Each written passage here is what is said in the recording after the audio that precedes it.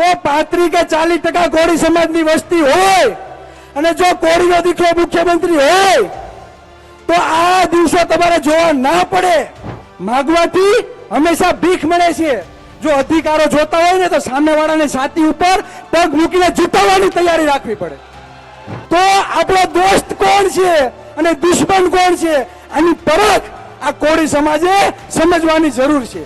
જે લોકો અધિકારો અન્ય અને અત્યાચાર સામે જે અવાજ ઉઠાવે એની સામે બાયું ચડાવેલા માયકાન લાવ, બંધ થાવ. આ સરકાર અને પોલીસ પ્રશાસનને જો મોરે મોરો દેવાની ટેવ હોય ને તો આપણે એક દિવસ જેલ ભરો ભાઈ આંદોલન કરી દે અને આ સપના પૂરા થઈ જાય. તો આ કોળી અને ઠાકોર જો જેલ ભરો આંદોલન કરે ને તો હું તો કહું ખુરશીના જે ચાર પાયા સત્તાના છે ને પણ ભમ કરીને ભૂકો થઈ જાય. આ તો બને છે એવું કે પાટીદાર સમાજનો મુખ્યમંત્રી બને તો પાટીદાર સમાજના આંદોલનકારીઓના કેસ પાછા ખેંચાઈ જાય. વાણિયા સમાજના મુખ્યમંત્રી બને તો એક દિવસ વાણિયા સમાજના લોકો આંદોલન કરે, શાંત પડે તો એના કેસો પાછા ખેંચાઈ જાય. તો આ કોળી સમાજે ખરેખર મુખ્યમંત્રી બનવું પડે. વિશ્વ વંદનીય મહામાનવ કોળી માતાના કુખે જેનો જન્મ થયો તેવા ગૌતમ બુદ્ધના ચરણોમાં વંદન. અખંડ ભારતનો શિલ્પી સમ્રાટ કોળીના ચરણોમાં વંદન. અંગ્રેજોને છઠ્ઠીનું ધાવણ યાદ દેવરાવનાર વીર શહીદ કોળી ઉધમસિંહના ચરણોમાં વંદન. અહીંયા ઉપસ્થિત મહામંડેશ્વર 1008 ઋષિ ભાતીબાપુના ચરણોમાં વંદન. માવતર સમાન વડીલ મિત્રો, માગવાથી હંમેશા ભીખ મળે છે. જો અધિકારો જોતા હોય ને તો સામેવાળાને છાતી ઉપર પગ મૂકીને જીતાવવાની તૈયારી રાખવી પડે. આજે આપણા સમાજમાં ભાઈના ભાગમાં એક શેઠો પણ હગા ભાઈને જો વધારે આવી ગયો હોય ને 5000 ઉછીના હગા ભાઈને જો આપ્યા હોય ને તો એની સામે પણ આપણે બળા લઈએ છીએ. એની આપણે પણ મેળે વ્યવહાર નથી રાખતા. રાખીએ છીએ કે નથી રાખતા?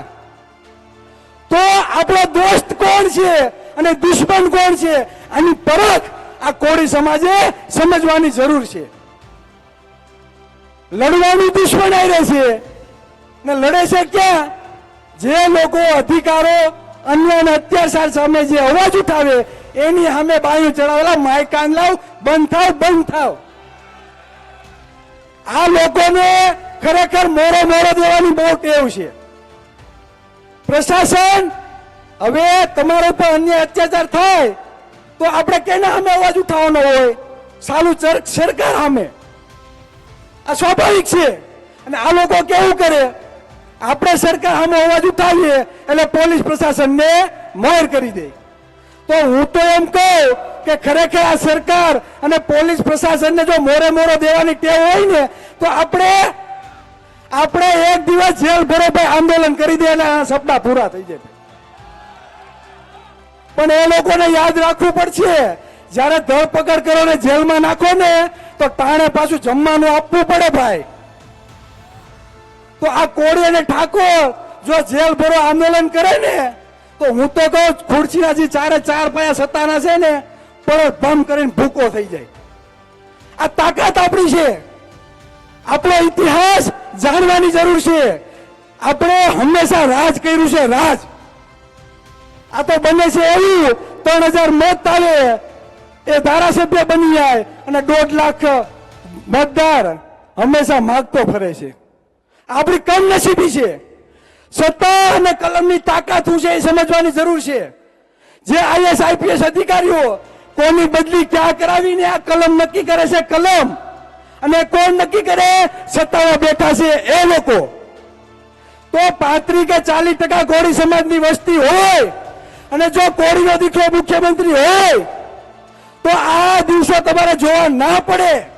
આ તો બને છે એવું કે પાટીદાર સમાજનો મુખ્યમંત્રી બને તો પાટીદાર સમાજના આંદોલનકારીઓના કેસ પાછા ખેંચાઈ જાય.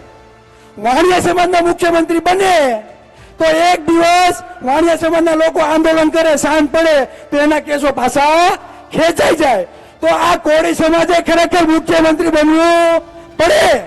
પણ માગવાથી કઈ મળે નહીં. એના માટે લડવું પડે. આપણે કોઈના ભાગનું છીનવવા માંગતા નથી, પણ આ બંધારણ એમ કહે છે જેની જેટલી વસ્તી એટલો એનો બધી જગ્યાએ અધિકાર હોવો જોઈએ. અમે યુવા કોળી એકતા સંગઠન ચલાવીએ છીએ અને સંગઠનના લોગામાં લખેલું છે શાસક સમાજનું નિર્માણ. બાબા સાહેબ આંબેડકરે આપણે કીધું છે જાઓ अपनी दीवारों पे लिख दो हम इस देश के शासक है. શા માટે? કેમ કે સૌથી વધારે મત આપણા છે, આપણા. પણ આ સમજવામાં આપણે ખરેખર થાપ ખાઈ ગયા છે. અને મને ગર્વ સાથે મને આજે જણાવતા આનંદ થાય કે કોળી અને ઠાકોર સમાજની આજે દિવાળી છે, દિવાળી. અને જે માનનીય આપણા ધારાસભ્યોએ જે રજૂઆત કરી છે કે તમારો પ્રશ્ન અમે વિધાનસભામાં ગુંજાવશું, આટલી મોટી વાત આ સંમેલનમાં બીજી કોઈ હોઈ ના શકે.